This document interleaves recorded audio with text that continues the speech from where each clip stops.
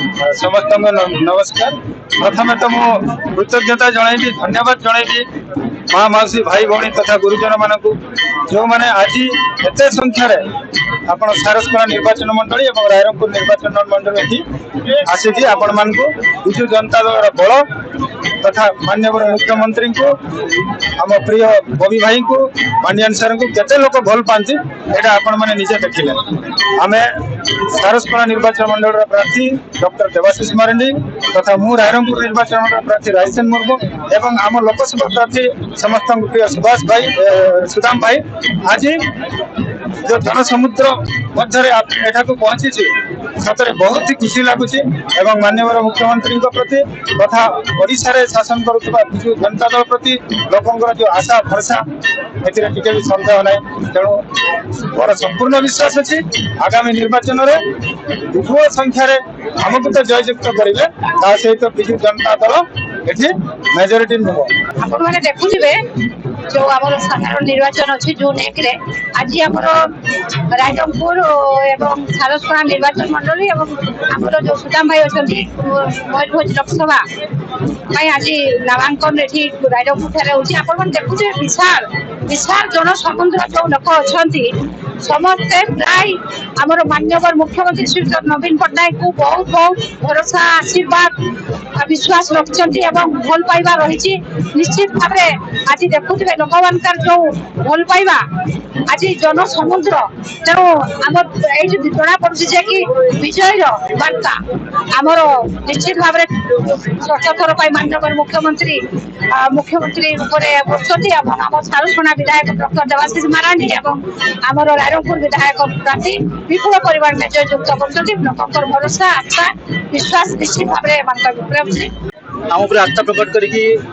जो आमको गोटे विश्वास सारस्वला निर्वाचन रायरंगपुर निर्वाचन गोटे साहस देखते मो सागर अच्छा रायरंगपुर निर्वाचन मंडल जो विधायक प्रार्थी अच्छा रायसेन मुर्मू महोदय रिटायर्ड डीएसपी जड़े शिक्षित युवक और आप देखिए आज आमको आज माननीय सांसद प्रार्थी सुधा माटी महोदय आज एत संख्यार जनसमागम होता जो खरा सत्वे खातिर न सारस्वला रायरंगपुर निर्वाचन मंडल केते माँ मौसी भौणी गुरुजन आसिक पहुंचले प्रमाण करुच्ची खरा वर्ष शीत पाखर जो भाव में माननीय मुख्यमंत्री नवीन पट्टनायक मयूरभंजवासी को रायरंगपुरवासी को सारस्वलावासी को भरोसा विश्वास देते भाव में आगामी जून 1 तारीख दिन से भरोसा से विश्वास से साहस सब जनसाधारण माँ मौसी भौणी गुरुजन मैंने नवीन पट्टनायक देवे और रायसेन मुर्मू महोदय मत देवाशीष मार्डी को और सुधा माटी महोदय को बहु बड़ व्यवधान जितेबे विश्वास भरोसा आम समस्त रही विरोधी मैंने आज देखिए आज से सही पड़े कारण ये जो जनसमागम ये जो भरोसा विश्वास आउ कौटी देखा पाऊना आम मयूरभंज जिला देखा पाचु सारस्वला और रायरंगपुर निर्वाचन में सब भोटर भाई भौणी मान सब शुभेच्छा मो तरफ बहुत बहुत धन्यवाद प्रणाम शुभेच्छा ज्ञापन